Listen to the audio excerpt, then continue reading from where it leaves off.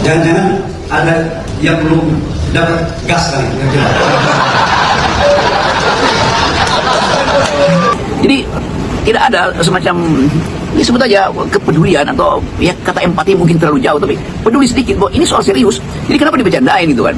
Jadi buat apa sebetulnya kita punya eksekutif, kita punya legislatif, kalau kapasitas dia itu sangat dangkal, tidak mampu untuk melihat bahwa ada hal yang betul-betul secara serius jadi masalah satu bangsa. Ya apa yang bisa kita harapkan dari legislatif yang tidak mampu untuk mencarikan solusi. Assalamualaikum warahmatullahi wabarakatuh. Kembali lagi di channel Prayoga Muhammad. Ya teman-teman semua, beredar lagi nih video mengenai Menteri Bahlil. Sepertinya Menteri Bahlil tak ada kapoknya ya. Yang kemarin tuh rame banget netizen rakyat yang meminta Pak Prabowo untuk menggantikan saja gitu gara-gara gas LPG. Dan juga kemarin tuh rame juga video di mana terbongkar gitu ya, ternyata atas perintah wakil presiden dan itu diucapkan oleh Menteri Bahlil gitu. Nah, dan kali ini Menteri Bahlil justru mengetawain membecandain gitu ya soal gas. Yang dimana ketika beliau berpidato ada sedikit kesalahan teknis dengan audio ataupun mic-nya gitu ya. Sehingga beliau mengatakan jangan-jangan belum dapat gas lagi dan diketawain oleh audiens. Hal-hal yang seperti ini yang seharusnya tak perlu gitu loh, nggak usahlah dibecandain karena kan ini masih sensitif banget nih. Apalagi atas kejadian gas 3 kilo yang kemarin itu ya. Bahkan per hari ini pun efeknya masih ada loh, berbagai daerah yang masih sulit untuk mendapatkan gas LPG, gas melon. Nah tentu seharusnya Pak Menteri Bahlil ini tak perlu melakukan sesuatu tindakan yang akhirnya membuat rakyat tuh jengkel kembali gitu loh. Jadi bener aja kalau rakyat meminta untuk diganti saja gitu ya. Nah coba kita lihat dulu nih videonya. Dan bukti sukses organisasi. Namun sebelum saya hari ini jangan-jangan belum selesai. Ini gangguan audionya. Jangan-jangan ada yang belum dapat gas kali.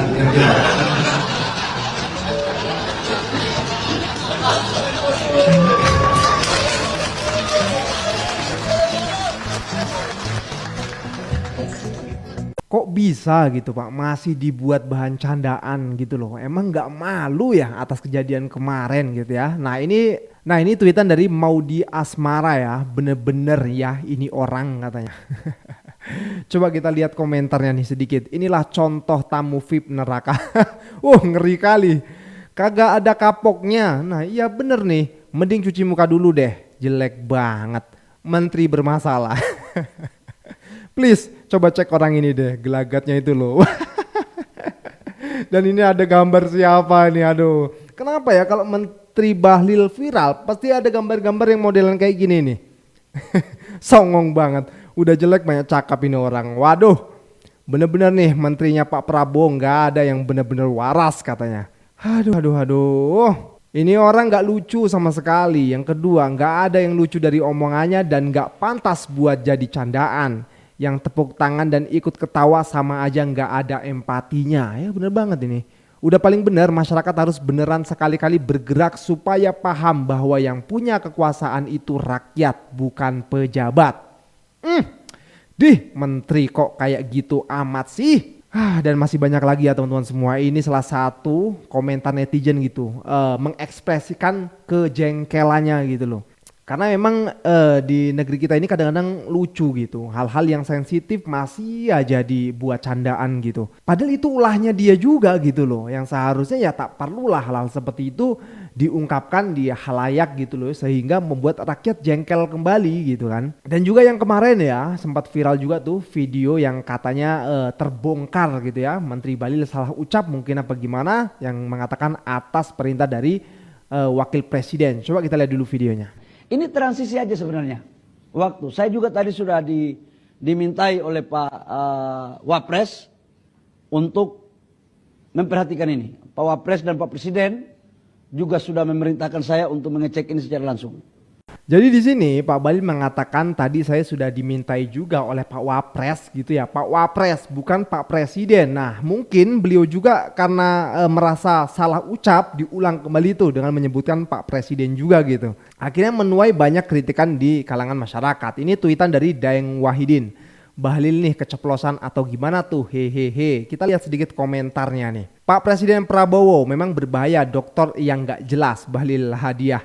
Ini kalau nggak dipecat katanya. Gerindra waspadalah, gerombolan Jokowi yang masih ada di pemerintahan Pak Prabowo ini makzulkan Gibran Fufafa katanya. Ini bentuk attention dari masyarakat ya kepada Pak Prabowo. Bahlil emang bahlul kok katanya. Sangat tidak pantas menjadi menteri, mestinya dia dan Fufafa harus dipecat segera. Skenario Rising Hero ini tadinya buat Fufafa, keduluan bos endut, bikin ricuh rakyat terus tiba-tiba dibatalkan kebijakan tololnya katanya. Ini gua sekedar membaca aja ya teman-teman semua ya. Gua juga ngeri-ngeri sedap ini. Aduh, ya udah. Lalu bagaimana tanggapan netizen? Kita lihat videonya. Belakang peristiwa tragis ini ada peristiwa yang kemudian dikomedikan itu, baik oleh pejabat, oleh menteri maupun oleh ada anggota DPR juga yang memparodikan soal kelangkaan gas ini. Jadi sebetulnya empati elit ini tidak ada pada rakyat. Bahwa ada korban itu artinya secara historis akan dicatat bahwa ada satu era ketika Indonesia masih ngantri dan mengantri energi dan menjadi korban dari antrian itu kan. Jadi tidak ada semacam, ya sebut aja kepedulian atau ya kata empati mungkin terlalu jauh, tapi peduli sedikit bahwa ini soal serius.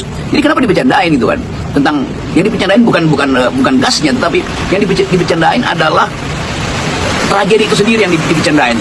Jadi sekali lagi kita mau lihat bagaimana daya tampung moral kita itu betul-betul makin sempit itu, sehingga hal yang betul-betul serius yaitu nasib dari mereka yang setiap hari membayangkan harus ada gas untuk mengoperasikan dapurnya itu akhirnya jadi bahan olok-olok. Jadi kita mau lihat ini pejabat ini ngerti nggak bahwa dia itu adalah public servant, mau dia menteri, mau dia dirjen, mau dia anggota DPR, dia kedudukannya adalah pelayan publik, bukan mengolok-olok publik.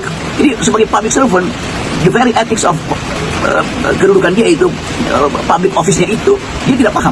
Jadi buat apa sebetulnya kita punya eksekutif, kita punya legislatif, kalau kapasitas dia itu sangat dangkal, tidak mampu untuk melihat bahwa ada hal yang betul-betul secara serius jadi masalah satu bangsa, tetapi diambil kesimpulan bahwa ini sekedar bahan yang bisa dijadikan parodi, dijadikan ya apa yang bisa kita harapkan dari legislatif yang tidak mampu untuk mencarikan solusi.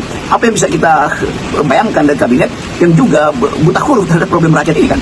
Jadi kelihatannya itu. Nah kalau menterinya atau anggota DPR yang diparodikan, diolok-olok, dikasih tabung di atas kepala atau digugat di netizen karena olok-olok seorang komedian, nah itu harusnya rakyat yang mengolok-olok pejabat, bukan pejabat mengolok-olok rakyat. Kan ini terbalik-balik logikanya. Salam logika. Sama Mas Wapres yang satu ini, kita itu benar-benar diuji kesabarannya.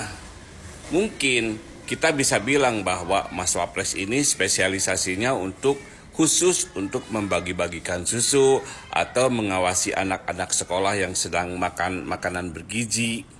Jadi jangan coba-coba suruh Mas Wapres memberikan sambutan atau memberikan pidato dalam suatu acara. Kita sudah tahu ya hasilnya ketika Mas Wapres pidato. Kalau nggak ngaco ya salah, nggak nyambung. Seperti kemarin ketika Mas Wapres menengok pangkalan LPG 3 kg di Pasar Manggis. Dia bilang, kalau ada apa-apa, bilang. Gitu aja komennya. Kalau ada apa-apa, bilang. Emang Mas Wapres tidak tahu, tidak baca berita, sudah terjadi apa-apa. Sudah banyak antrian masyarakat yang mengantri gas 3 kilo. Bahkan sampai ada nenek-nenek yang meninggoy. Terus kita harus bilang apa? Aneh Mas Wapres ini. Pantesan presiden lebih percaya sama adiknya ketimbang wapresnya sendiri. Ubur-ubur ikan lele, mau beli gas LPG 3 kg kok dipersulit leh. Nah, ada yang menarik terkait dengan pelarangan penjualan gas LPG 3 kg di kalangan pedagang eceran. Jadi tersedianya itu hanya dibolehkan di pangkalan resmi Pertamina.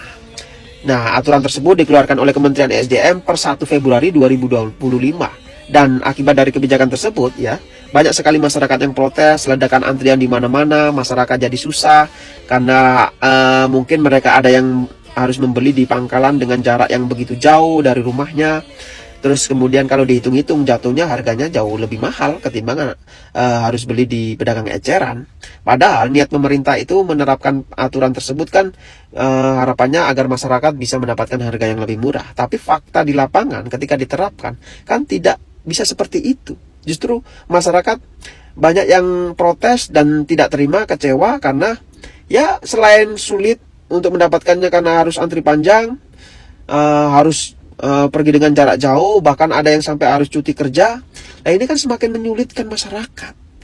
Nah belakangan ini ternyata ada yang menarik dari pernyataan Ketua Harian Partai Gerindra, Sufmi Dasko, yang juga sekaligus sebagai Wakil Ketua DPR RI. Jadi Dasko ini menyatakan bahwasannya kebijakan terkait pelarangan penjualan gas LPG di kalangan pedagang eceran itu bukan kebijakan dari Presiden Prabowo, melainkan keinginan dari Menteri ESDM itu sendiri, yaitu si Bahlil. Nah ini kan lucu. Bayangkan saja ya, sekarang seorang menteri mengeluarkan suatu kebijakan tapi tidak berdasarkan persetujuan atau tidak diakui oleh atasannya atau presiden. Ya kita tahu menteri itu kan adalah bawahan atau membantu dari presiden. Jadi setiap dari kebijakan menteri itu harus persetujuan presiden. Kan itu alurnya, rambu-rambunya. Nah saya curiga tuh si Bahlil ini membuat kebijakan itu tidak berkoordinasi dengan baik atau tidak meminta persetujuan dari Pak Prabowo sebagai presiden. Nah kalau tidak meminta persetujuan dari Prabowo, apakah si Bahlil ini meminta persetujuan kepada Mulyono? Ya siapa tahu kan, bener gak? Ya karena apa? Karena belakangan ini kalau kita perhatikan kan banyak sekali menteri-menteri itu yang pada berkunjung ke Solo. Mereka alasannya ya cuma sekedar silaturahmi, sowan, biasa gitu. Ya mungkin alasannya seperti itu. Tapi kalau dilihat secara kacamata politik kan tidak bisa sesimpel itu. Ya kalau sekarang presidennya itu sudah resmi Prabowo Subianto, kemudian banyak menteri yang kemudian sowan masih mendatangi Jokowi ke Solo, artinya kan ada yang sesuatu yang tidak beres.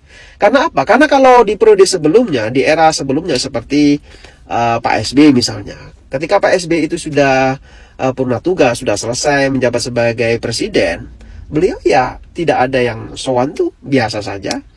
Ya kalaupun ada yang sowan ya biasa, bukan seperti yang sekarang ini. Kelihatannya apa ya, kelihatannya sangat kental sekali nuansa cawe-cawenya gitu. Pak SBY justru sekarang lebih sibuk membuat buku, kemudian melukis ya kan.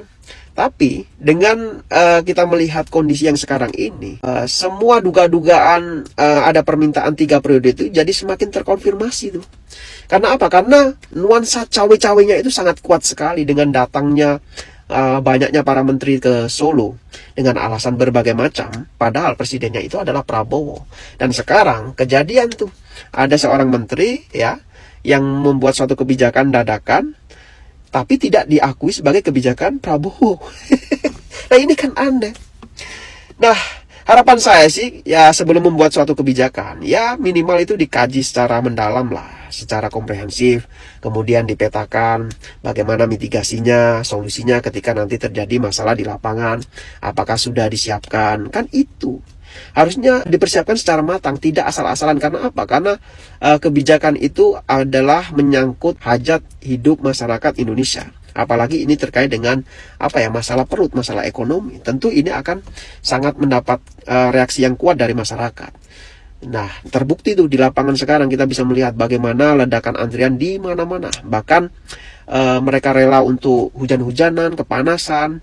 Bahkan baru-baru ini kita juga bisa mendengar kabar ada seorang ibu-ibu yang yang diduga kelelahan setelah mengantri panjang untuk membeli gas LPG 3 kg dan kemudian sampai harus meninggal dunia. Nah, ini kan kejadian yang miris sekali. Nah, kalau sudah ada kejadian seperti ini, siapa yang mau tanggung jawab coba? Apakah si Bahlil itu mau tanggung jawab? Kan tidak. Makanya kalau bikin kebijakan itu jangan asal-asalan, pikir pakai otak dulu, paham?